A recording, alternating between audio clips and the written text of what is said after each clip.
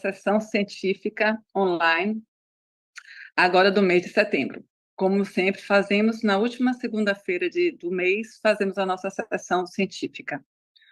Hoje traremos 3 pessoas de altíssimo nível, que vocês conhecem 2 com toda certeza, porque são pratas da casa.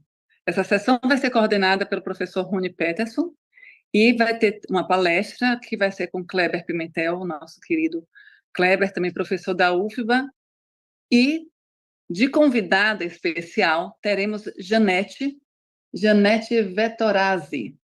Janete, ela nada mais é do que a presidente da rede de acretismo placentário.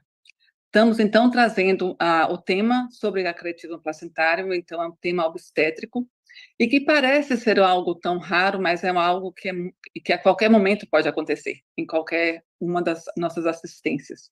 Então, um tema que a gente acha que sempre não tem muitas novidades, sempre é a mesma coisa, e que não é bem a verdade. Então, a gente está trazendo o que temos de melhor aqui no Brasil para dividir conosco um pouquinho do conhecimento de vocês.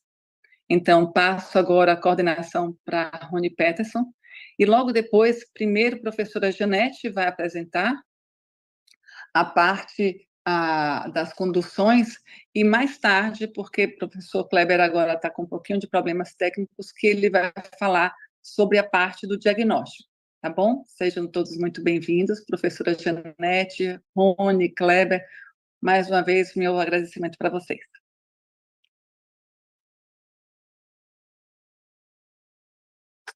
Obrigado, Cláudia. Obrigado pelo convite, pela oportunidade de estar aqui e de fazer parte de uma aula, né? Uma coordenação de uma aula de um tema tão importante, tão impactante para qualquer obstetra, na presença de 2 amigos, né? De Kleber, que é um amigo de longa data e extremamente competente, que todos aqui já sabem, e de Janete, que eu conheci há pouco tempo, mas já deu para ver o quanto ela se envolve com o tema.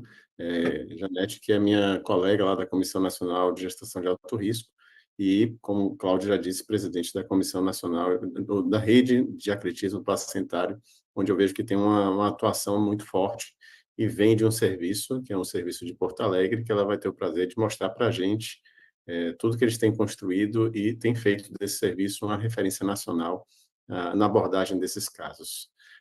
Então, o espectro do acretismo placentário é, sem dúvida, uma situação dramática, por mais experiência que tenha o obstetra, é uma situação que exige muito respeito na hora da condução e uma programação muito peculiar para que o caso dê bons resultados, porque tem uma taxa de mortalidade extremamente alta. Infelizmente, é uma condição que vem crescendo nos últimos anos. Todos sabem, a condição de cesariana tem crescido ao longo das populações, e isso é uma prerrogativa importante para que esse fenômeno placentário acabe acontecendo. Então, já passando adiante a palavra, como Cláudia acabou de falar para a gente, eu vou fazer uma inversão de pauta. Inicialmente, Janete vai falar para a gente sobre os cuidados do acretismo, a experiência do serviço que ela vem trazendo, informações da rede de acretismo, e, na sequência, Kleber vai falar para a gente sobre a opinião dele em relação ao diagnóstico precoce. Então, Janete, por favor, muito obrigado mais uma vez pelo convite, é um prazer ter você aqui, e fique à vontade, então, para a sua apresentação.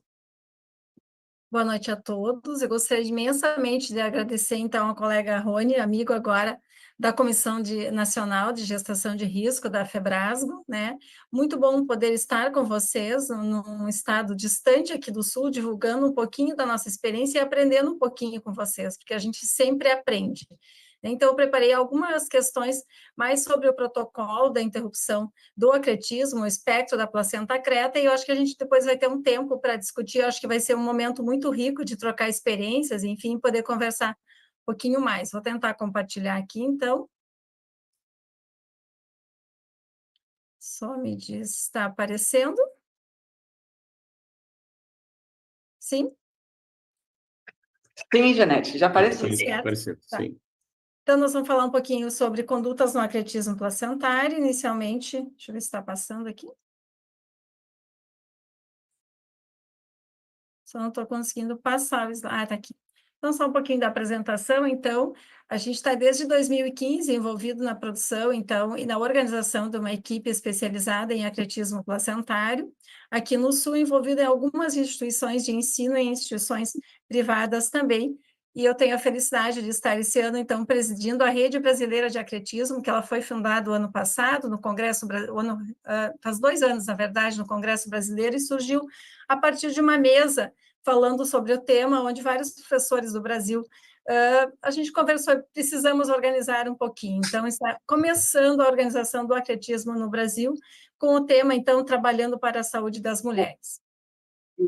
Janete está falhando ao áudio, não sei se para vocês também todos. Não, eu estou ouvindo bem. Perdão, pode continuar. Tá. Só está demorando para passar os slides aqui, eu não sei por quê. Aqui é só um pouco dos símbolos das instituições das quais eu participo. Bom, quando vamos iniciar uma cesárea, sempre imaginamos, então, que nada vai acontecer. Todas as pessoas esperam do nascimento 0 de complicações, quando, na verdade, a gente tem muita responsabilidade pela frente. E o diagnóstico do acretismo, ele não pode ser surpresa. Então, se a gente se deparar com essa imagem, certamente precisamos parar tudo e não continuar a cirurgia se não houver tido uma programação anterior. Essa é a nossa imagem símbolo da equipe, esse foi o nosso primeiro caso, a partir do qual a gente decidiu que precisava muito organizar o acretismo. Então, rapidamente, um pouquinho do conceito e da incidência. Então, atualmente, é mais atual falarmos em espectro da placenta creta, porque ela não é só falar acretismo, não diz tudo o que ela é. Então, é uma situação clínica em que a placenta não se separa espontaneamente no parto, ela não pode ser removida sem causar sangramento, seja durante uma cesariana, seja durante um parto normal. Então, se fala que o espectro da placenta creta, ele surge a partir de uma cicatriz, de uma fibrose. Esse nicho, ele ocorre onde não há decídua.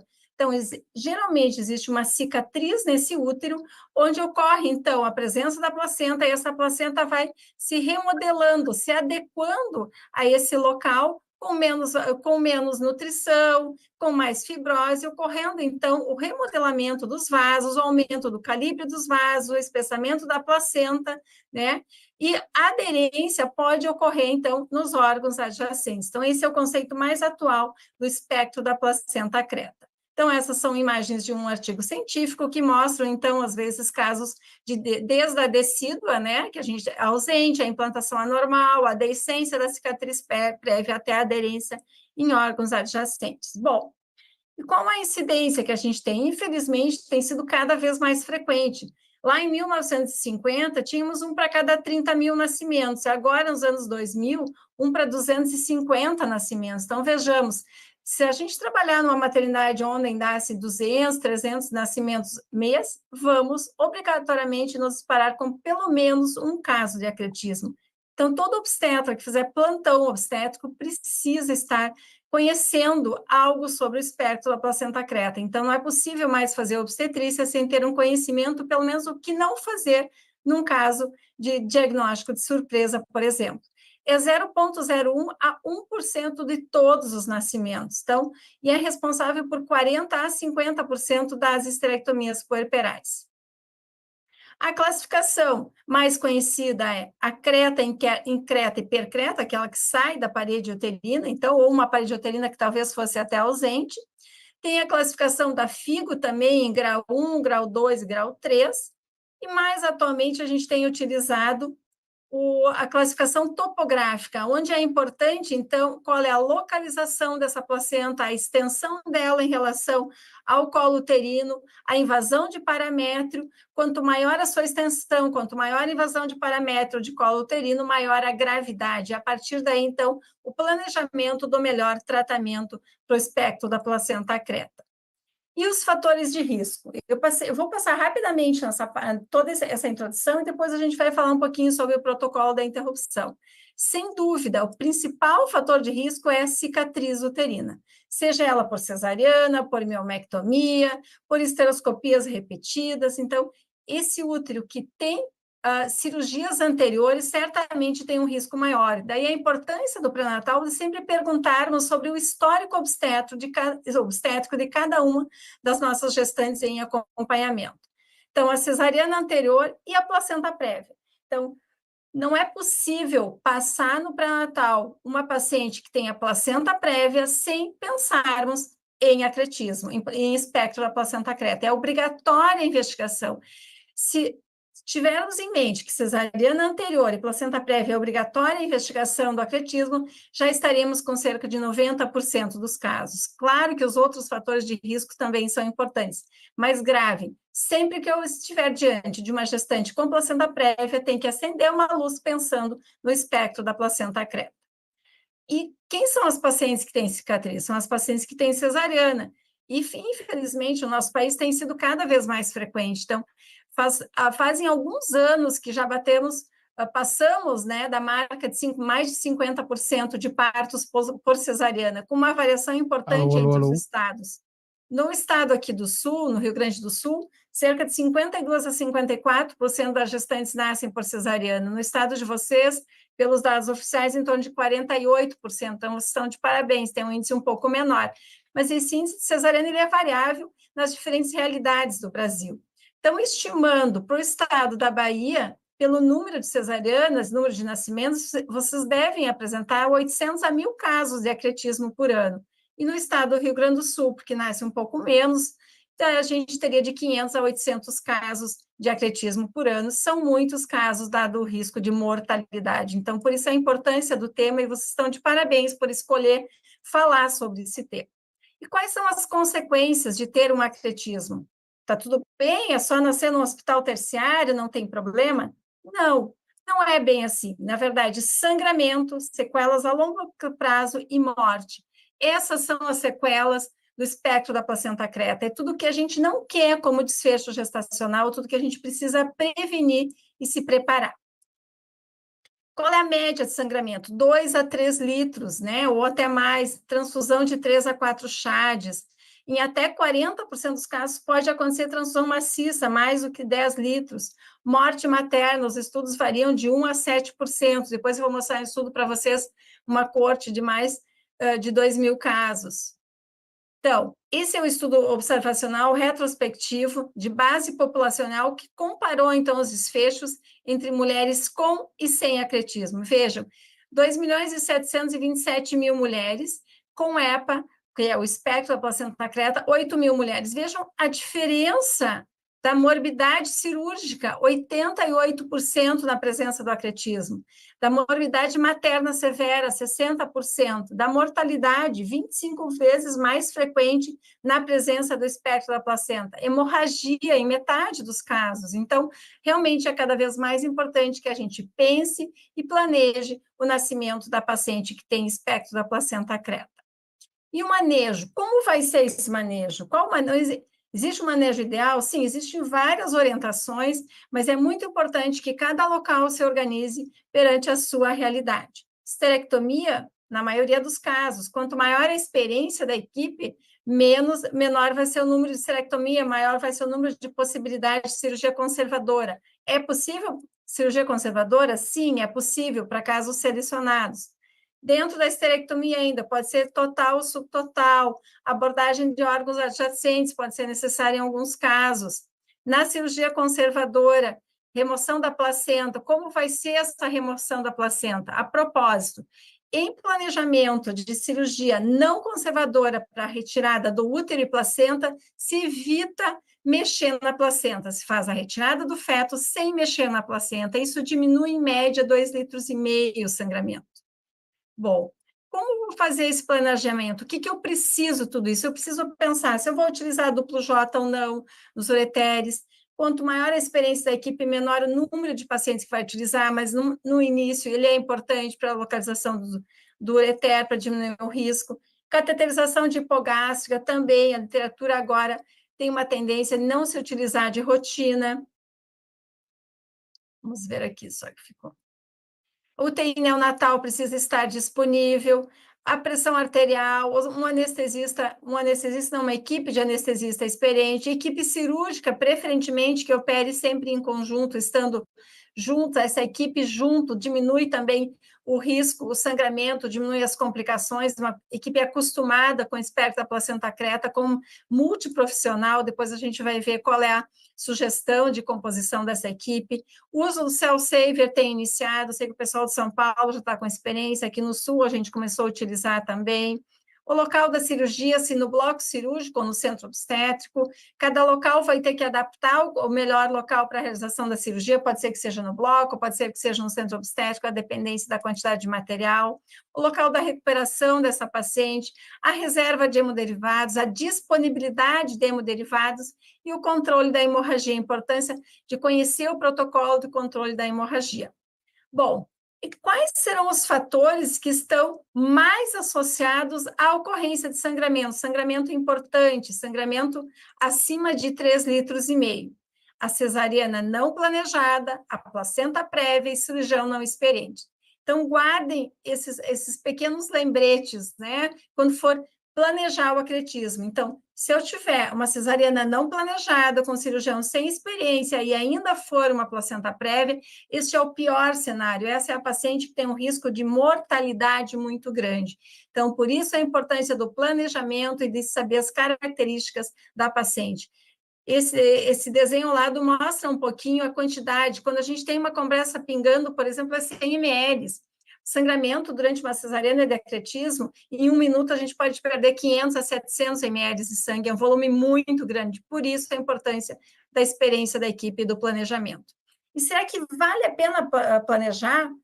Será que eu não posso deixar a paciente chegar? Preciso ou não fazer um parto programado? Qual é a diferença? A diferença é uma diminuição importante de transfusão maciça, diminuição no número de unidades transfundidas, nas lesões de órgãos-alvo, e não muda muito na idade gestacional média de nascimento. Então, sim, vale a pena realizar uma interrupção programada. E será que vale a pena mandar tempo para organizar no hospital uma mesma equipe, para que essa mesma equipe sempre opere junto, ou pelo menos tenha a maioria das pessoas, né, que tenha 5, 10 membros dessa equipe, que tenha 2 ou 3 obstetras experientes? Isso também tem vários estudos na literatura mostrando, sim, que antes e depois, na mesma instituição, antes e depois de estabelecermos a mesma equipe para o acompanhamento do acretismo, reduzir o tempo de cirurgia, reduzir a perda cirúrgica, a perda de sangue, necessidade de transfusão, tempo de internação. Então, tudo isso é diminuição da morbimortalidade materna, além da redução de custos. Não é possível falar atualmente hoje em medicina sem falar em custo. É necessário que o sistema de saúde tenha sustentabilidade, tanto no SUS quanto no sistema suplementar de saúde. Então, como vamos planejar esse acretismo, o nascimento?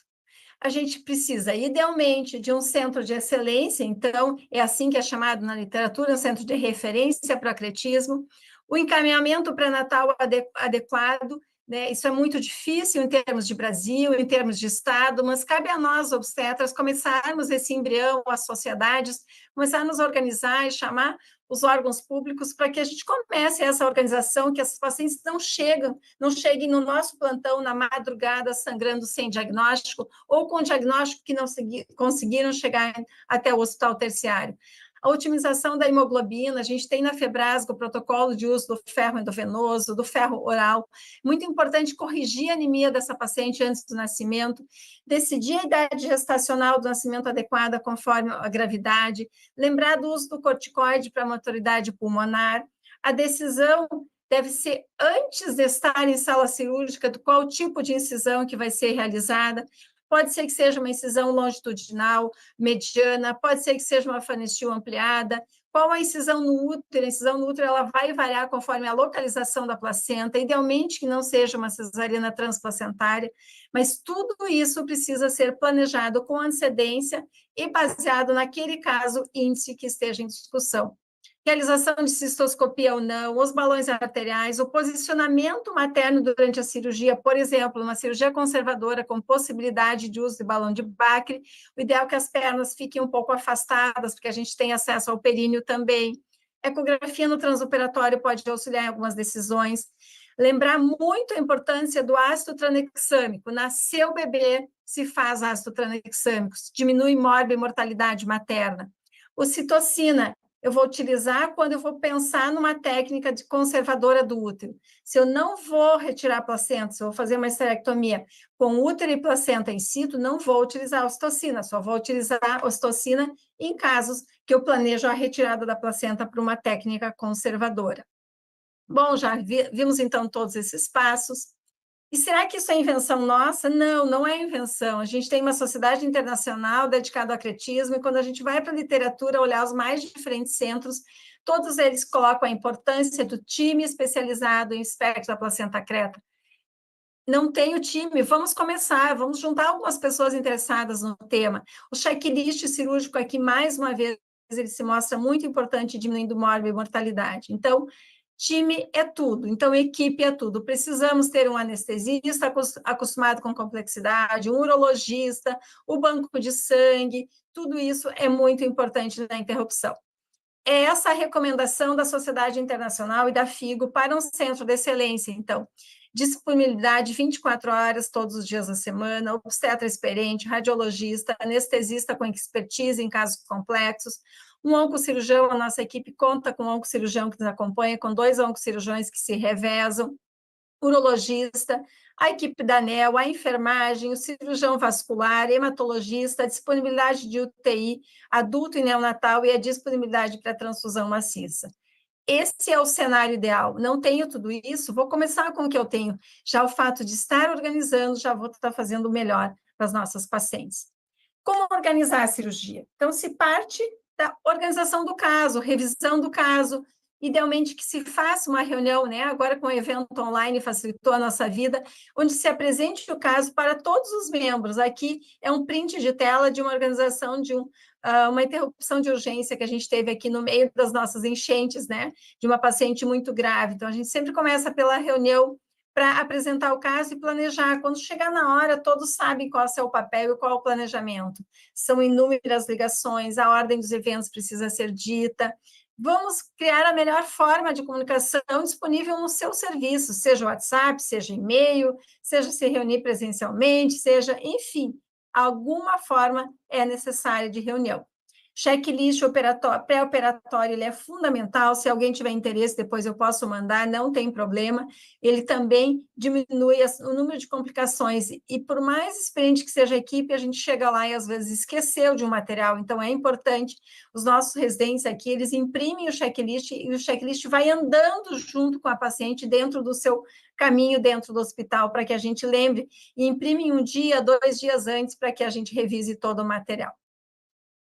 Eu vou passar rapidamente como é um dia de acretismo. Então, admissão do caso, revisão do caso, planejamento do tipo de cirurgia, se conservadora ou não, consentimento informado, também tem um modelo, se alguém desejar, podemos enviar, escolha do local no bloco ou no centro obstétrico, preparação, organização da equipe, o banco de sangue, a UTI, a CTI, todos os aparelhos e insumos necessários precisam ser revisados. A sala precisa estar aquecida, no bloco todos operam com sala gelada, mas o nosso bebê precisa nascer numa temperatura ideal. Os hemocomponentes devem estar em sala, não podemos jamais iniciar uma cirurgia de acretismo planejada sem que a gente tenha 1 ou 2 bolsas de concentrado de hemácias dentro da sala. Lá segue o acesso venoso, o bloqueio peridural, a inserção do duplo J em casos selecionados, a inserção de balões arteriais também em casos selecionados e cada vez menos frequente, a visualização ecográfica para a última decisão sobre o tipo de incisão, já foi revisado anteriormente, mas eu eventualmente posso decidir em sala.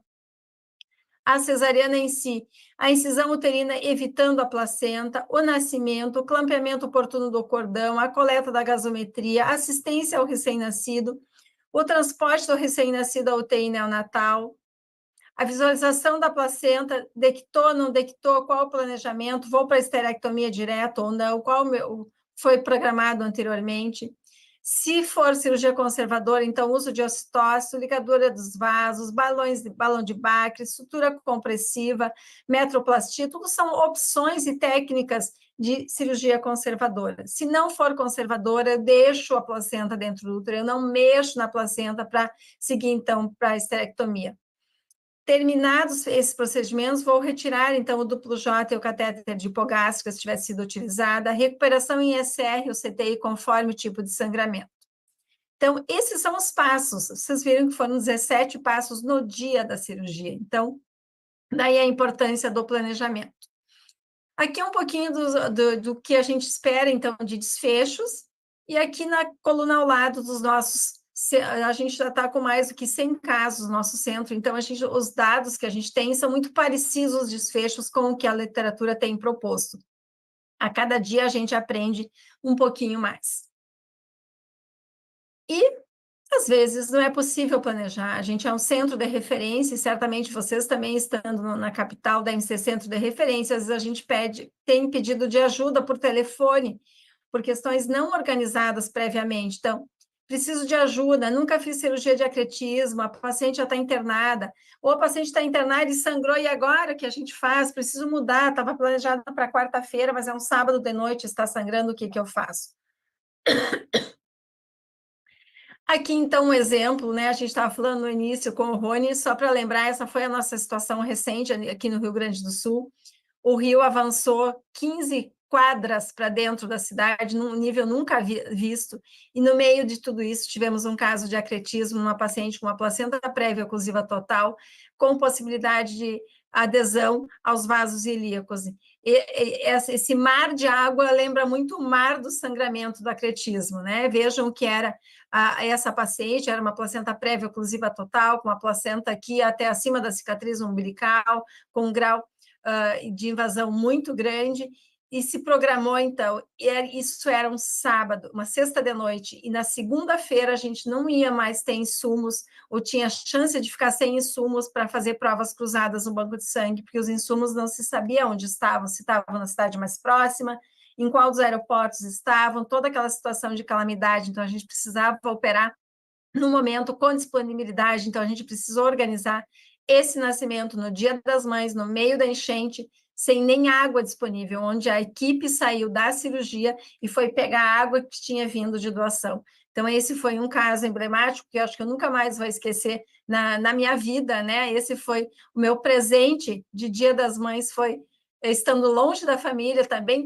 tendo sido atingida pela enchente, e conseguir realizar essa cesariana com sucesso, com mãe e bebê bem, de um caso extremamente grave. Foi um caso que a gente usou Cell Saver, conseguimos recuperar uma grande quantidade de sangue, foi um caso de êxito, apesar de tudo que a gente estava vivendo. Essa foto do MEI é um dos hospitais de referência aqui de Porto Alegre, onde se chegava de barco na emergência, que ele precisou ser evacuado como um todo. Então, esse foi o nosso Dia das Mães. Como é que a gente faz para conquistar o nosso gestor, né? A gente precisa que o nosso gestor acredite na gente. Talvez, comparando com o transplante, seja uma boa ideia, né? Eu não vejo que o acretismo seja muito diferente do transplante. Então, e a gente tem duas vidas, né? Uma mãe e um bebê. Então, talvez a gente precise conversar um pouquinho mais, comparar um pouquinho mais com o transplante, para que as pessoas se convençam da gravidade que é o acretismo. E agora, só para passar para vocês rapidamente, eu ainda estou com tempo, Rony, como eu estou de tempo, que eu não controlei meu tempo? Sim, está tranquilo, pode continuar. Tá. Eu vou passar alguns casos de experiência. Essa é uma paciente, por exemplo, gesta 4, cesárea 3, placenta prévia oclusiva total, uma placenta anterior até a cicatriz umbilical, uma possível invasão de paramétrio, discussão em relação à incisão a ser realizada, o IMC de 40, a gente tem notado um aumento da obesidade. No Rio Grande do Sul, 55% a 60% das mulheres têm sobrepeso ou obesidade, isso também impacta na dificuldade cirúrgica. Então, esse é um caso candidato, então, a uma incisão mediana. Não realizamos incisão mediana em todos os casos. Procuramos sempre adequar a incisão da pele em relação à localização da placenta, ao tamanho do feto, tudo isso é importante para que a gente consiga retirar, então, o bebê longe da placenta. Você pode verificar aqui que é uma incisão mediana na pele, foi aqui, ó, pode verificar, então, a vasos placentários, já é a retirada do bebê pelo fundo uterino. Esse é um outro caso que eu sempre mostro, porque foi um caso emblemático no meio da pandemia Covid, num caso de placenta prévia oclusiva total, também uma paciente com histórico de Covid, internou por Covid, também tinha um acretismo importante, com invasão, com aderência importante nos vasos ilíacos, nas artéria ilíaca. Naquele momento, a gente ainda não utilizava o cell saver, que certamente, olhando agora, o caso teria sido bom utilizar, mas não era tão frequente. Esse caso já faz uns 3 anos, onde o sangramento foi intenso, de mais de 20 litros, foram utilizadas mais de 40 unidades de hemoderivados e, felizmente, essa paciente saiu bem. Certamente esse é o nosso caso de maior gravidade do centro até o momento, do qual nos orgulhamos de ter tido um bom desfecho. E agora também um caso, uma primigesta com miomatose importante, com desejo importante de conservar o útero, onde foi realizada, então, uma técnica conservadora, com a utilização de balão de Bacre após a deictação da placenta, com hipotonia importante, várias suturas hemostáticas, podem visualizar aqui pelo útero foram realizadas várias suturas hemostáticas, a sutura de Belinte e a inserção do balão de Bacre, então, intraútero e retirada no dia seguinte, também com sucesso, preservando, então, a fertilidade. O que aprendemos nesse tempo, né?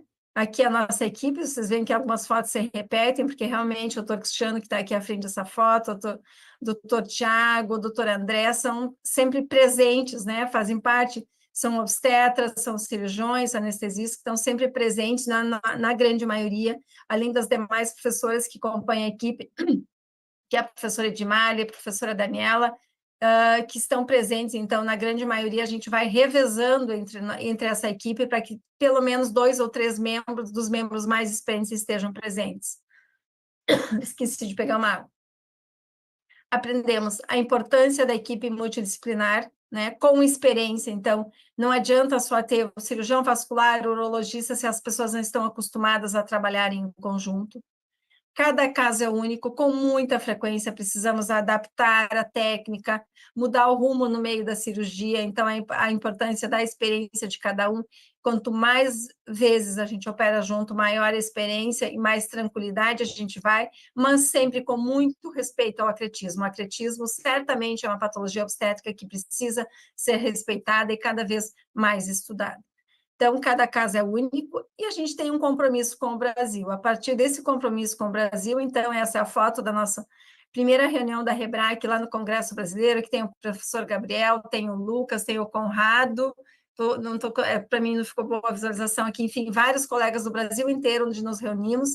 E atualmente a gente fundou, então, a Rede Brasileira de Acretismo, ela ainda está se estabelecendo, né? Estamos tentando montar a rede social, o site, tudo isso, mas uma vez por mês a gente realiza reuniões científicas, então, sempre com a apresentação de algum tema, para melhorar, então, cada vez mais o conhecimento e fazer essa troca de experiência entre os diferentes serviços do Brasil que já estão organizados, que têm experiência, o professor Makoto também, a professora Sue, todos participando, também os colegas do Santa Joana, enfim, de várias instituições. Quem tiver interesse também, depois o Rony já está no grupo, podemos inserir mais colegas, todos são bem-vindos. A ideia é disseminar cada vez mais o conhecimento para que a gente possa, de alguma forma, colaborar com as gestantes brasileiras para que nenhuma mulher mais morra de acretismo. Infelizmente, a morte por acretismo ela ainda é frequente.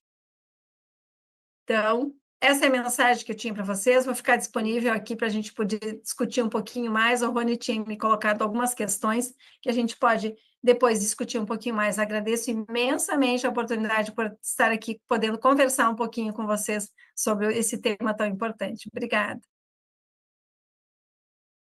Janete, foi exatamente o que eu esperava que fosse, né? Então, uma apresentação excelente, né? Uma troca e uma demonstração de um serviço que está mais maduro do que a nossa organização aqui na Bahia, e mostrando exatamente a vivência de vocês em relação a isso. É impactante ver a imagem do Rio Grande do Sul sob águas e realmente faz uma semelhança muito, muito interessante com a vivência do obstetra numa situação dessa de crise.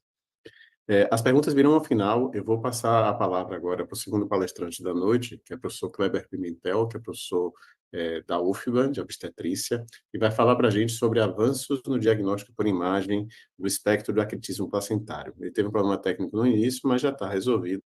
Kleber, você nos ouve? Sim. Pronto. Está me ouvindo? Tá ouvindo? Tá ótimo. Ok, boa noite, Janete, parabéns, viu? Maravilhosa, já esperava isso, né? Tanto que vi da Femina 2023 tem um resumo de acretismo placentário, né? Tipo um alerta muito grande que é feito, aparece, e uma das mensagens que tem lá, tem Janete separando, a equipe é multidisciplinar e tem que se preparar para fazer o diagnóstico e conduzir, né? Então tem que ser uma coisa multidisciplinar. Eu vou projetar aqui para vocês, então ficou para mim falar da parte da imagem, né? A gente inverteu, infelizmente, pessoal, eu tive caiu a energia aqui no meu bairro e acabou tendo eu fiquei sem internet, veio voltar agora, tá? Então, mas aí agora eu vou agora projetar para que vocês vejam e a gente consiga aí.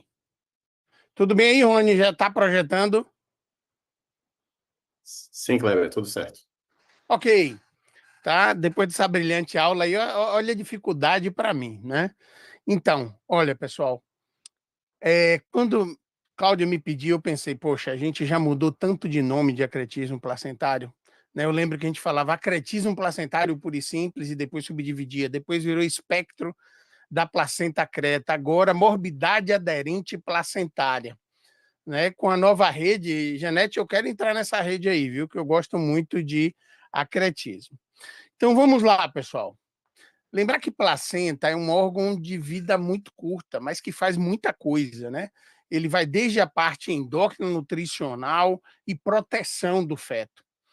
E aí, o que entra? A gente hoje está discutindo acretismo placentário, mas observe que a gente tem associado à placenta insuficiência, oligodramia, morte fetal, tumores, descolamento, parto prematuro, restrição, pré-eclâmpsia. Então, é só para dar uma chamada de que é muita coisa e a gente precisa olhar para a placenta. Perfeito. Bom, eu vou bem do conceito básico, né? Eu lembro que a gente tem aulas aqui que aparecem também estudantes, então eu pensei na ideia de trazer uma coisa bem direcionada para que abarcasse todo o público. E aí vem uma de Junot.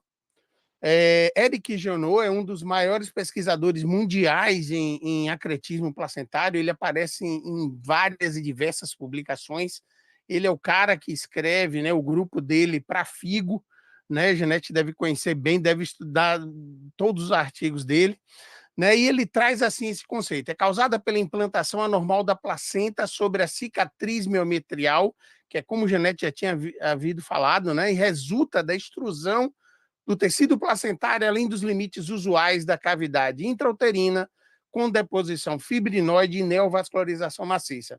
E aí eu reforço uma coisa, acretismo placentário aparece onde tem cicatriz, onde não tem miométrio saudável, e a placenta precisa buscar sangue, e por isso é que ela acaba, de certa forma, não é que ela é um invasor como a mola, como uma tumoração, ela invade em busca de tecido viável para nutrir.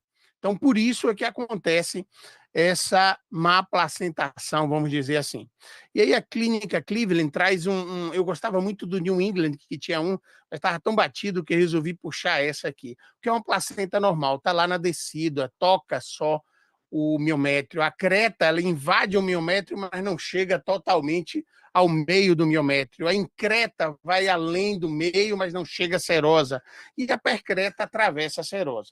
Existem alguns conceitos separando isso aí, às vezes é confuso essa separação, é difícil padronizar para dizer se é increta ou percreta. Né? A percreta é mais fácil, porque você sabe que está invadindo, e a que traz mais complicação, e a que traz mais sinais, principalmente ultrassonográficos, na hora do diagnóstico. E aí é que entra uma das coisas, né? Eu esperava Janete falar disso também, porque eu tenho uma dificuldade muito grande de se encontrar sobre frequência de acretismo placentário. Uma das coisas é que você não encontra uma padronização, até porque a frequência em relação ao número de partos não é tão absurda, mas a gravidade da doença é muito grande.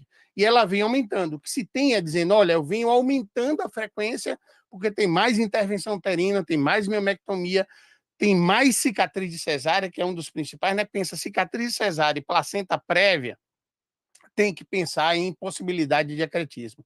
E olha, aqui na Índia, aqui, ó, 1,3 por 1.000, né, gestações.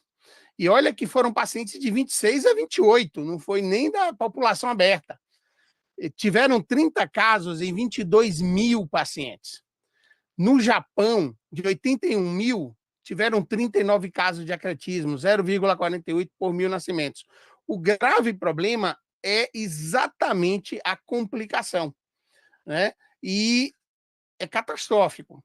E Cláudia botou lá, na Sojiba divulgou, olha, 40% dos diagnósticos são feitos na hora do parto, o que é difícil para se planejar e se preparar, assim, inclusive se não for um centro preparado, né? Então, isso é o que traz a grande importância do acretismo. E aí cabeu a mim fazer o papel de quais os exames de imagem para a gente usar para que detectemos a alteração da morbidade aderente placentária antes do parto, para se planejar, para fazer toda aquela estruturação que a doutora Janete colocou aí, né? Então, qual o primeiro exame? O mais acessível e a primeira indicação é a ultrassonografia. Não é à toa que eu fui chamado para falar sobre isso, porque é uma das minhas paixões, que é a ultrassonografia.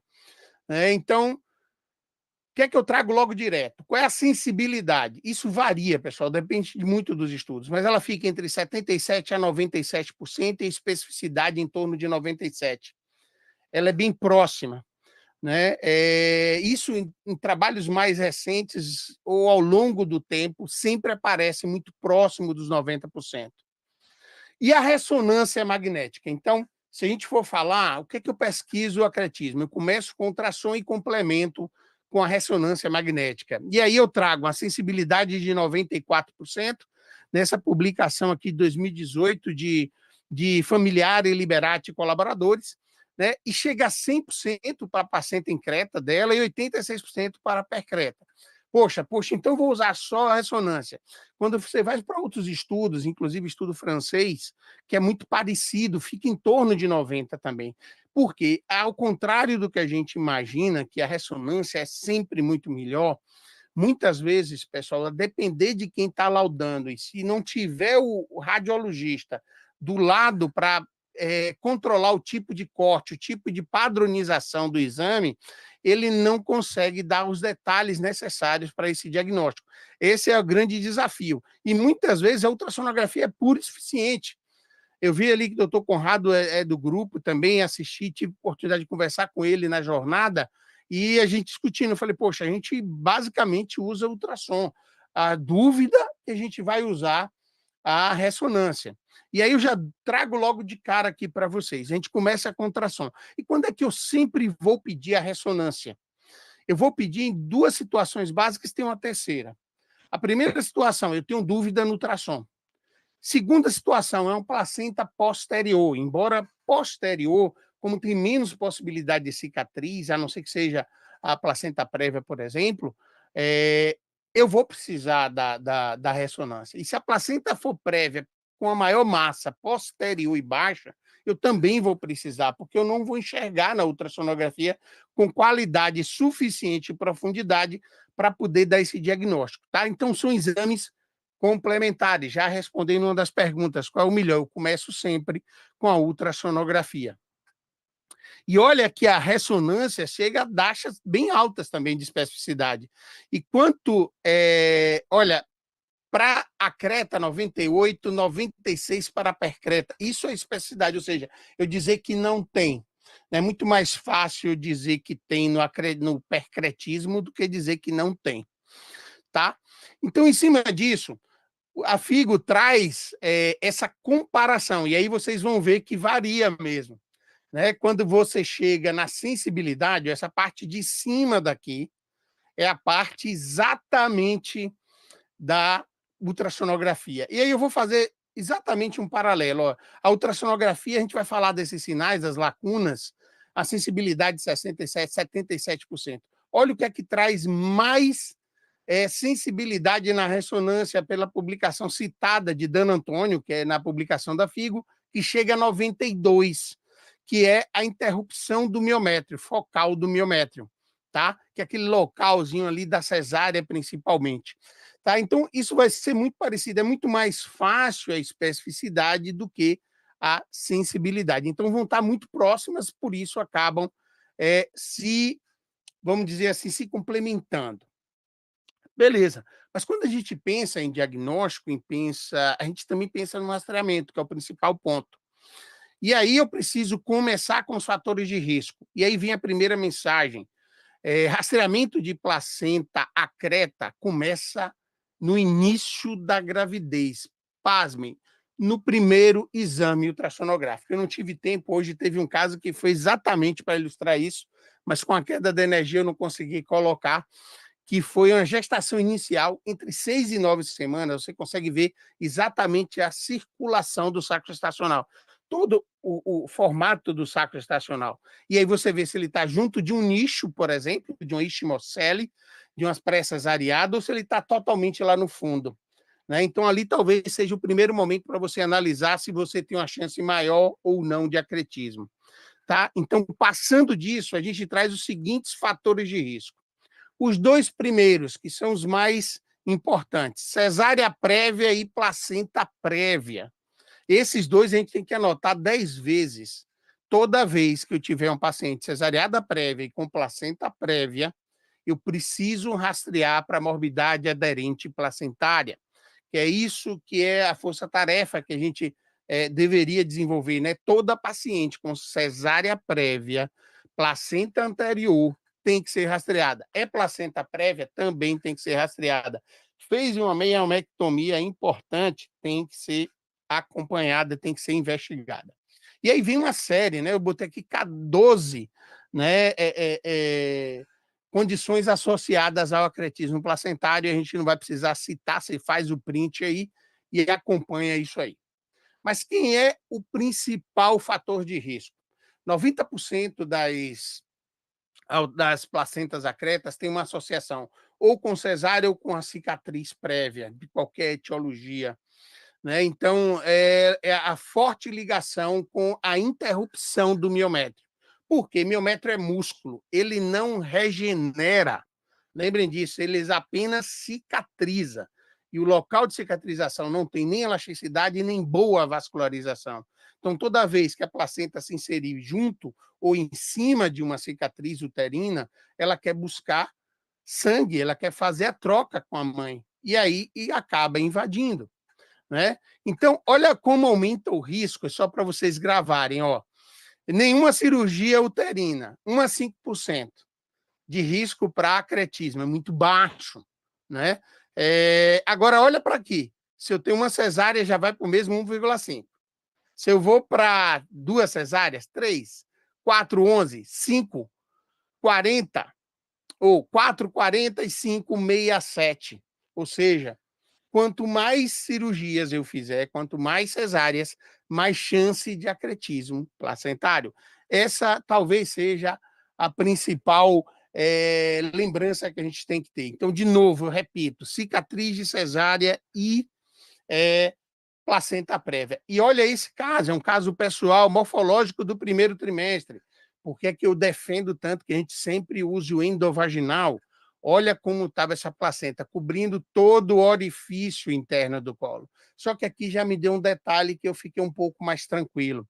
Vocês estão vendo uma linha escura que eu botei um monte de setinha? Olha, o orifício interno, ele está bem aqui. Eu acho que está vendo minha seta, devem estar vendo aí minha seta. Vou botar a ponta do laser, talvez funcione melhor. Olha que está aqui, o orifício interno, essa daqui muito provavelmente tinha uma placenta prévia. É muito difícil que ocorra a migração, a famosa placenta peripatética nesse momento, muito difícil, né? Aquela que sobe junto com o útero, com o crescimento uterino. Então, essa já daqui já é um potencial fator de risco para acretismo.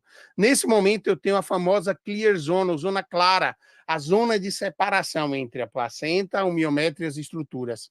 Tá? Então, isso é um ponto principal. Então, o nosso papel do acretismo começa no primeiro exame ultrassonográfico, tá certo? Perfeito. Então, quais são os sinais ultrassonográficos para acretismo placentário?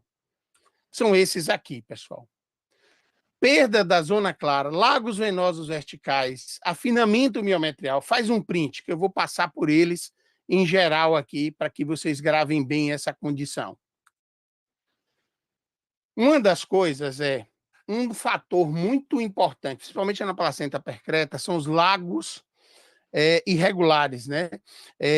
As lacunas, na verdade.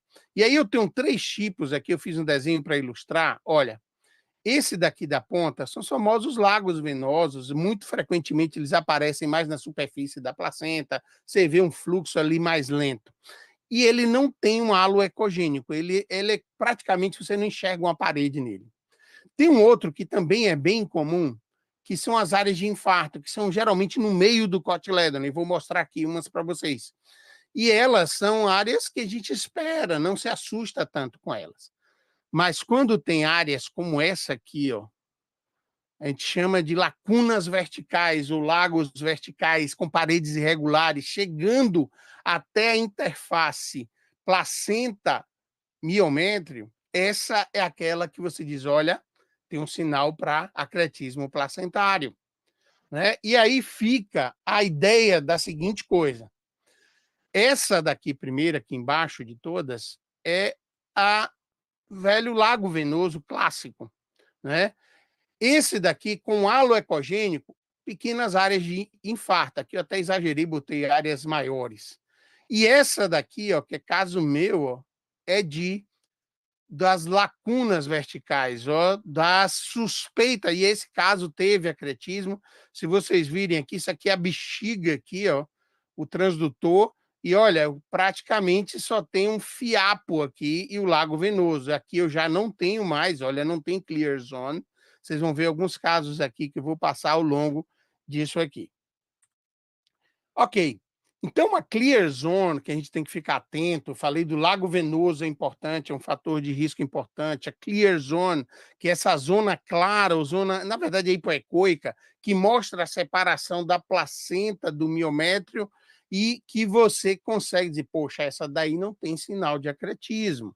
Né? São sinais subjetivos, embora teoricamente objetivo que você está vendo, mas tem dúvidas. Para vocês terem ideia, fizeram um consenso Delphi, utilizando metodologia com 39 experts, e nem todos concordavam com todos esses sinais. Né? O que mais se concordava com os lagos venosos, né? Que chegava a 37 dos 39. Então, existia, não é simples chegar e definir. A outra coisa é o fluxo da interface entre a placenta e o miométrio, né? Entre a placenta e os órgãos adjacentes. Isso, ele é um fluxo mais leve, não tem um turbilhonamento, não é exuberante. E não tem pontes. E aí eu vou mostrar para vocês o que são isso. O lago venoso, o lacunas, né? Melhor falando do que lago, lacunas, próximo à interface, esses são os mais suspeitos para a gente pensar. E quando se tem 4, 5, 6, principalmente acima de 4 lacunas irregulares, aí vamos dizer assim, a acurácia e a suspeita aumenta, tá? Perfeito. Olha esse caso aqui, ó, onde a gente tem, ó, um videozinho, ó, que é outro caso que teve, olha a exuberância desse vaso, e olha que aqui tem uma coisinha bem interessante aqui, ó. Ele vai parar aqui o vídeo, ó. Deixa eu ver se eu paro esse vídeo aqui, ó. O vaso está aqui, mas tem um vaso que atravessa, vem de cá e vai até a parede, chegando quase que à luz da bexiga. Os famosos vasos ponte, né? São os vasos que vão transpassar, que é um sinal também para acretismo placentário. O outro, a perda da clear zone, olha que a gente via, olha esse daqui, como a gente não consegue, eu só vejo placenta, isso aqui tudo é massa placentária. Massa placentária do artigo do Adu-Bredu, né? E você não perde. Olha os lagos, aquelas lacunas, que que são geralmente, pessoal, verticais, como se fossem retângulos em direção à interface, diferente das áreas circulares ou as áreas superficiais da placenta. Tá? Olha a exuberância desses lagos verticais irregulares, dessas lacunas. Olha, parece que é bem irregular, não tem uma forma específica. E olha, isso aqui na frente é bexiga. E aqui, ó, mais lacunas. Esse aqui são sinais nítidos, eu não tenho interface. Essa daqui a gente solta, olha, isso aí é sinal clássico de acretismo placentário, né? E está comprometendo a bexiga. Uma outra coisa que a gente tem quando identifica, né, ultrassonografia, precisa dizer, tentar ao máximo dizer até onde acomete e se acomete grande extensão da parede da bexiga. Muitas vezes seria interessante a gente conseguisse dizer se está acometendo o trígono ou não. Às vezes o uso da ressonância ajuda nisso aí. Não é tão simples. Por quê? Porque a abordagem cirúrgica muda, né? Eu tenho um local de complicação mais grave, tá? Perfeito. O outro é o afinamento, né? Classicamente, você vai gravar um número mágico de 1 milímetro. Esse é o afinamento definido para dizer que está com afinamento de miométrio, certo? Perfeito. Aqui a protusão vem do bulge, né? Você vai ler em inglês, está lá bulge, né? Aquele parece que é uma laranja saindo em direção, principalmente à bexiga, ó. Essa protusão parece ter um crescimento moral, não é um crescimento moral, é a placenta avançando com suas lacunas irregulares, seus vasos, que muitas vezes quando você liga o Doppler ali pode ter um fluxo turbilhonado de alta velocidade, muitas vezes isso acontece. Na placenta creta, uma das características do Doppler que ajuda é que ela fica exuberante, mais do que habitual. Kleber, como é que eu vou diferenciar? Você tem que acostumar a olhar a superfície placentária com o miométrio e jogar Doppler sempre, para que seu cérebro aprenda o que é fluxo normal. Outra coisa, depende da escala, você tem que ajustar e acostumar com o tipo de escala, né, de velocidade, para que você não faça exuberância, né, na passagem. Perfeito.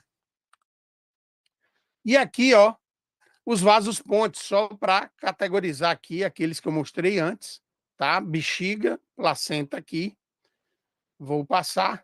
Interrupção da parede vesical. Observe que parece que tem uns buracos na parede vesical. Isso, inclusive, pessoal, pode ser motivo para fazer uma fístula vesicouterina, tá? Mesmo que você consiga retirar se o acretismo não for de uma área pequena. Então, uma das coisas em acretismo não é um pequeno acretismo. Cuidado, acretismo é acretismo. Tem complicação a depender de onde seja, tá? Perfeito. Sinal!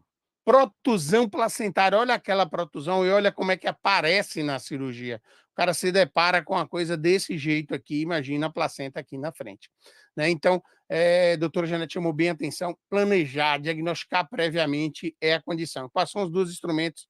Ultrassom e ressonância.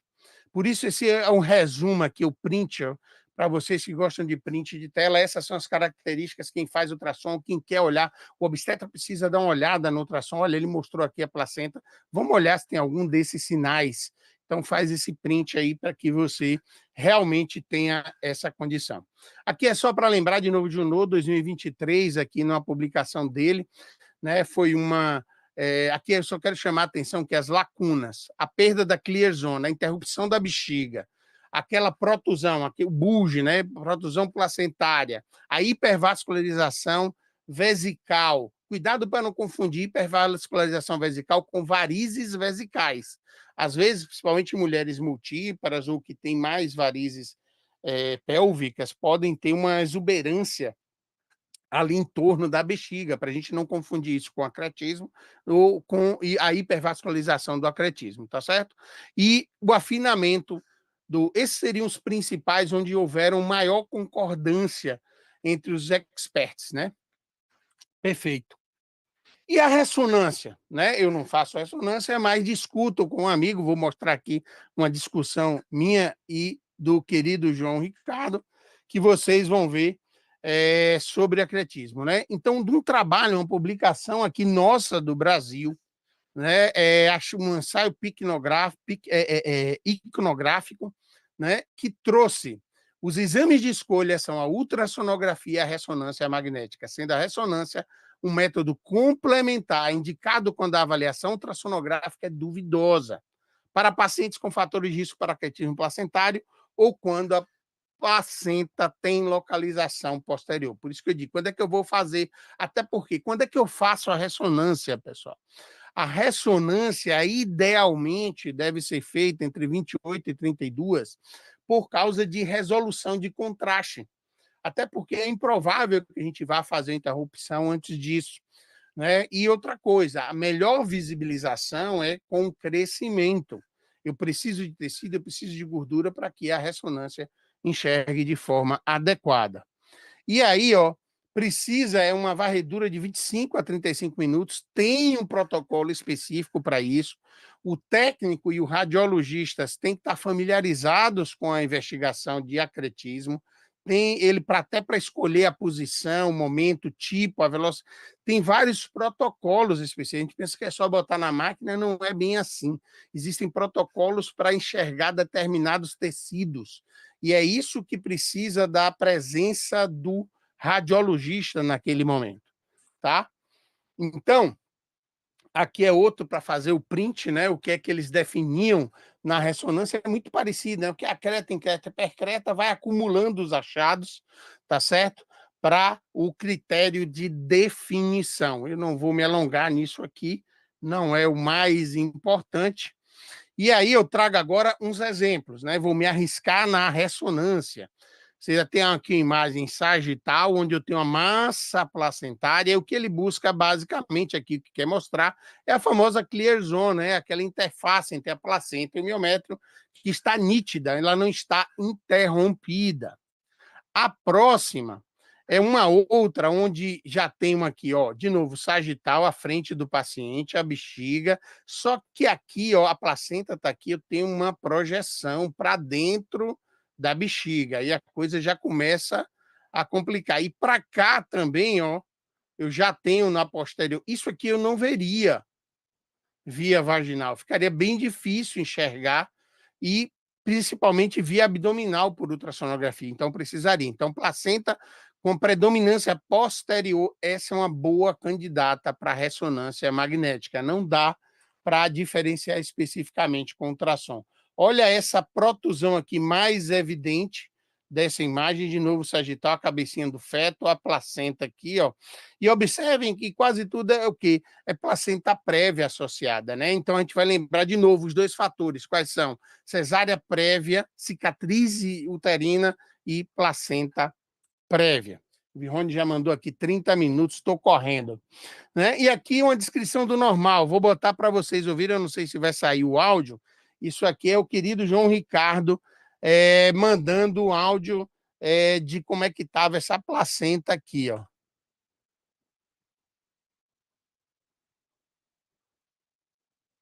Tá ouvindo, pessoal? Não, Cleber.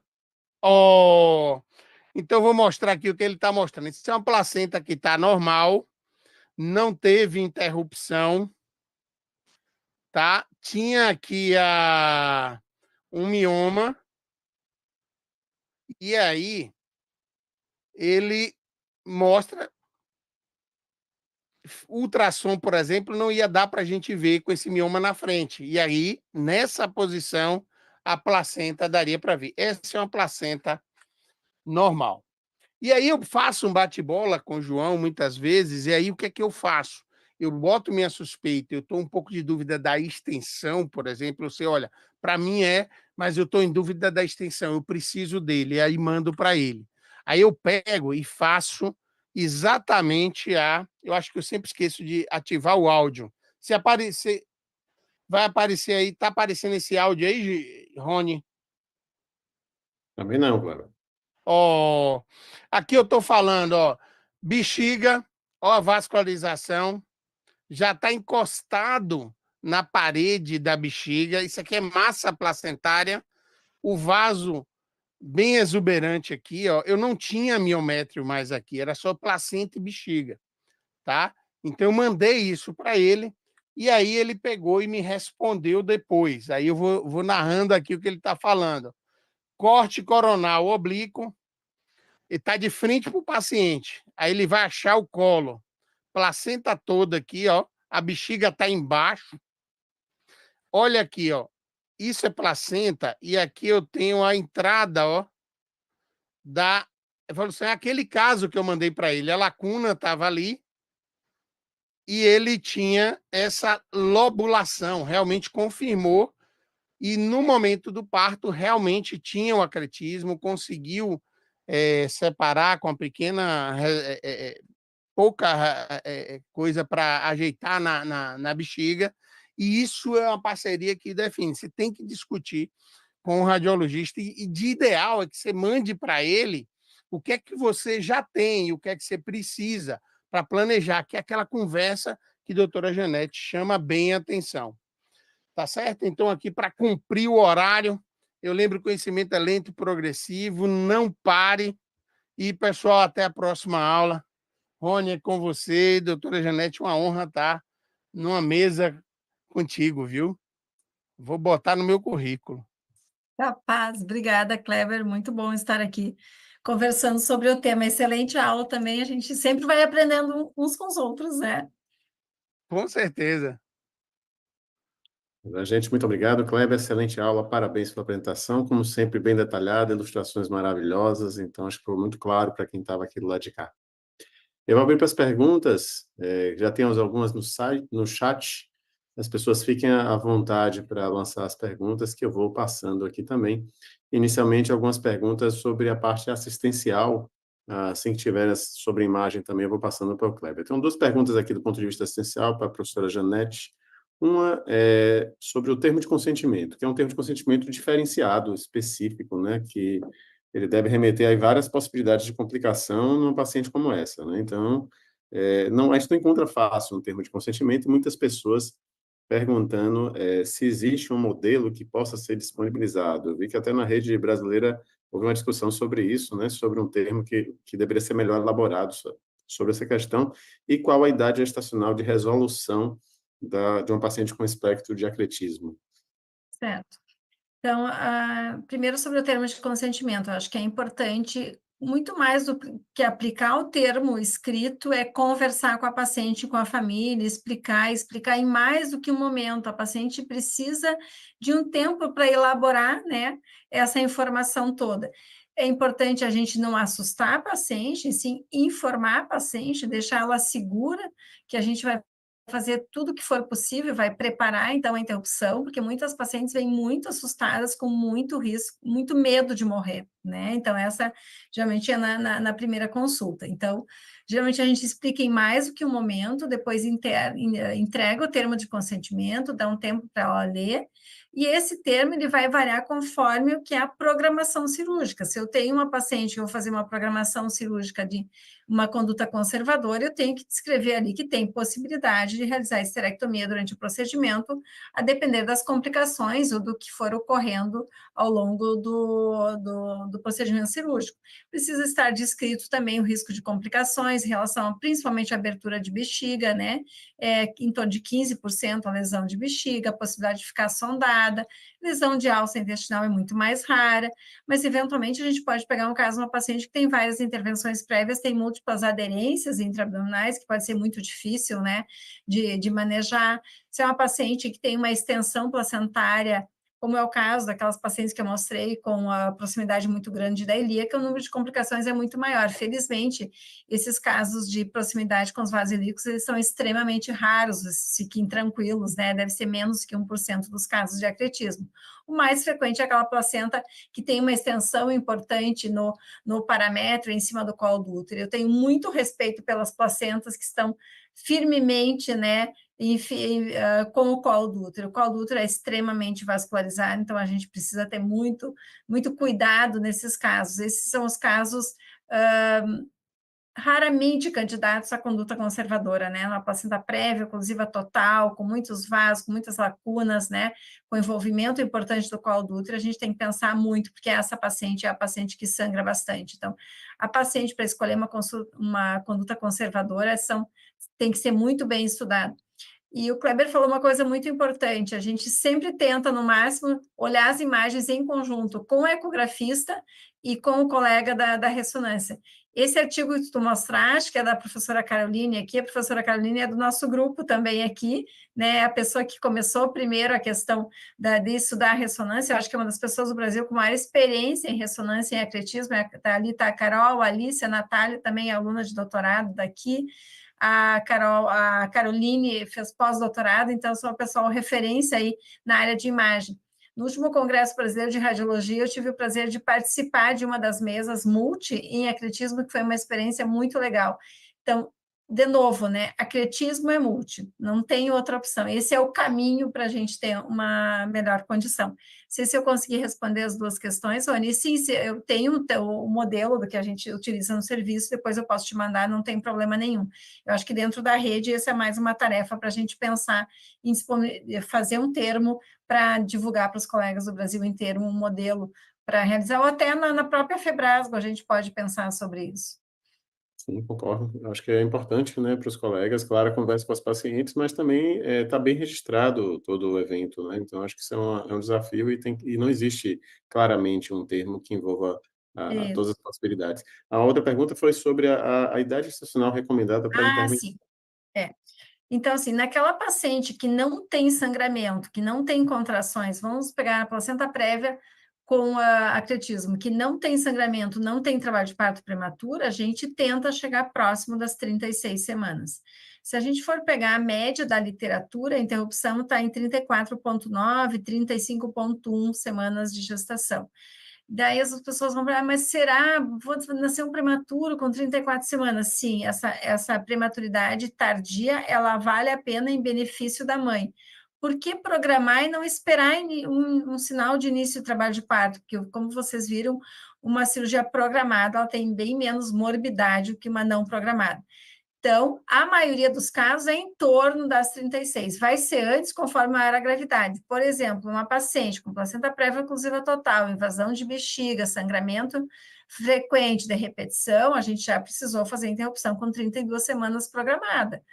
Então, mas na maioria das vezes a gente tenta passar das 34, chegar mais perto possível das 36, 36 e um pouquinho. Então, muito mais do que 36 mais 5 mais 6, é importante que a gente tenha todas as pessoas no mesmo local para aquela paciente para diminuir a morbidade. Então, sangrar 1 litro ou 2 a menos faz a diferença nas complicações pós-operatórias.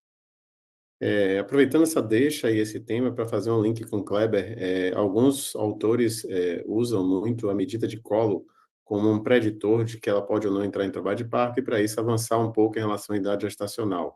Então, lá, quando de 34 a 36, isso poderia ser um elemento utilizado para essa decisão. Vocês valorizam a cervicometria para uma tomada de decisão?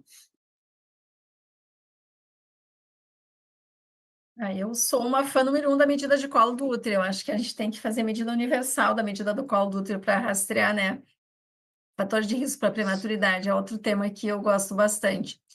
Eu acho que se eu tenho um ecografista do meu lado e que me diz que aquele colo está fechado, que tem 0 de modificação, eu vou ficar um pouco mais tranquila, né, Kleber? Não é uma má ideia, né? Mas a sua pergunta, Rony, é sobre risco de sangramento ou da prematuridade mesmo? Não, aqui você pode aguardar até as 36, mas se ela estiver prestes a entrar em Perfeito. trabalho de parto, um risco maior Sim, dessa abrir o prematuridade colo, meu ocorrer. amigo, eu vou com Janete. Uhum. Eu sigo, eu meço sempre. E se for placenta prévia, eu olho todas, de 28 a 32. Às vezes o colega nem pede, mas eu proponho ao paciente, explico a ela, ó, não vai sangrar, ultrassom não toca lá na placenta, mas eu preciso olhar seu colo para ver, inclusive para ver grau de invasão. Então vai precisar olhar o tempo inteiro. Às vezes faz uma neovascularização absurda no colo, né, que ele amolece e você fica, poxa, como é que eu vou dizer isso para o obstetra aqui? E às vezes você tem que fazer aquela ligação, eu digo, Rony, ó, tem isso aqui, assim, assim. Aí Rony, calmamente, perfeito, vamos planejar. É isso aí. Ele Alguém não tem sai do calma. salto, ele não sai um lord inglês. Oh, meu Deus. Que Tem, bom. Cláudia, uma pergunta aqui, Cláudia, você. Inicialmente, assim, eu estou encantada com essa aula, assim, eu estou com vontade, tipo assim, que por mim leva a aula até quanto que vocês quiserem. Mas, assim, primeiro uma coisa que é bem interessante, assim, vocês saberem que a gente está com 80 pessoas assistindo essa aula de vocês, tá? Olha. Ontem eu passei a tarde entrando em contato com todos os chefes todos os coordenadores de plantão de emergências obstétricas daqui de Salvador e também com algumas cidades do interior, tá? Então, e todos foram super, tipo assim, quase que agradecendo mesmo por tal importância que é de você ter esse assunto sendo colocado frente aos seus plantonistas e então, a partir daí, quem sabe também isso estimule também uma organização dos serviços, se é que já não tem, né? Claro que sempre tem, mas sempre tem novidades. Então, eu fiquei com algumas perguntas, por isso que eu falei assim, olha, por mim, eu acho que a gente leva até meia-noite. Primeiro, assim, eu queria, Janete, que você nos descrevesse a técnica conservadora, tá? Exatamente como é que seria isso? Quais seriam as pacientes candidatas? Basta dizer assim, olha, não quero perder meu útero? Ou até onde pode ter o envolvimento, né?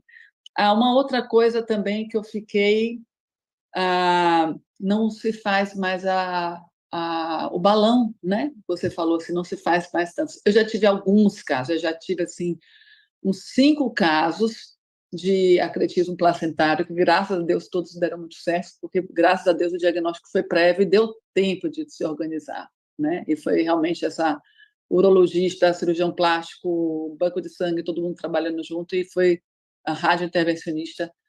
Mas eu queria saber por que não faz mais o balão, porque realmente a minha experiência foi toda muito legal, de realmente não ter grandes sangramentos. Outra coisa, dúvida também, que você falou que vocês usam Cell Saver, é isso o nome? Cell Saver, isso, aham. Eu não conheço, se você puder nos explicar, porque não só para mim, mas é porque assim, tem muita gente querendo saber também, né? E uma coisa que assim, é claro que a gente tem que pensar em placenta prévia, ou placenta creta, em placenta prévia e pré-cesárea. Tá, isso é o clássico, tá? Esse fica fácil. Mas, assim, o que eu queria pedir sempre aos nossos ultrassonografistas, que não precisa só pensar nesses casos. Eu acho que sempre que quando está fazendo lá o morfológico, sempre dá uma avaliada sempre como é que está, porque como você mesmo colocou assim, até mesmo uma curetagem prévia, uma adenomiose que é existente, aquilo ali por alguma razão possa justificar também uma placenta acreta e não só as placentas baixas. Então, como eu faço obstetrícia no consultório, eu tenho meu ultrassom, eu sempre passo o olho, eu tenho uma duvidazinha, eu peço, Kleber, por favor, vê se isso não é placenta acreta, mas ele fala assim, mas não é placenta prévia, eu falei, mas passa o olho, porque eu achei uma coisa meio estranha. Isso já chegou, inclusive chegou essa semana, me pedindo. Tá vendo? Doutora Cláudia queria que você olhasse se tem sinais de acretismo. E a placenta não era baixa, mas assim, sabe quando você olha e fala assim, opa, não é para a gente ficar atento, não só nos clássicos, né? Porque a chave da questão do sucesso é de você não ser pego de surpresa, né? Então, eram essas colocações. Muito obrigada. Obrigada, Cláudia, pelas considerações. Não, com certeza. E dentro dessa questão de não só olhar a placenta prévia, eu queria chamar atenção para as pacientes que têm procedimento de fertilização in vitro, né? E múltiplas estereoscopias, e ressecção de septo, e SINEC, enfim, essas pacientes precisam que seja revisado. Cada vez mais a gente tem 15% dos nossos casos da amostra não tinham nenhuma cesariana prévia, nem uma miomectomia prévia. Então, e muitas pacientes com procedimentos de fertilização, claro que é mais frequente na clínica privada, daí esse perfil de risco, mas eu acho que é bem importante. Kleber, quer falar sobre? É uma pergunta se você já vivenciou uma situação. Lá a gente tem no hospital aqui público, o Roberto Santos, já tivemos situações de acretismo e a paciente não tinha filhos e queria muito. E aí o pessoal, na hora, não sabia aquela história de chegou a placenta acreta, que vem do interior sem se saber, ou vem de outro lugar sem se saber. E uma das estratégias que foi usada, eu lembro de eu acompanhar 2 casos, que a gente deixou a placenta lá, ligou, tirou, fechou, e aí fez uso de metrotexato, né, para tentar involuir, acompanhamos essa gestação, esse pós, e algumas levaram 6 meses a 1 ano, mas acabou retirando, fazia um complemento com esteroscopia final e depois liberou. A gente não tem ainda resultado se funcionou para engravidar depois ou não. No momento de desespero, isso é uma conduta que a gente possa fazer. Eu estou pensando nas pessoas que estão em centros que não têm uma UTI, não tem um cirurgião habilidoso, com experiência com aquilo ali, para os indivíduos mais jovens se depararem com isso, ou se eles eles tentam resolver ali. Entendeu? Acho que essa é a pergunta. Você acha o que aí, Janete? Que é a sua experiência aí?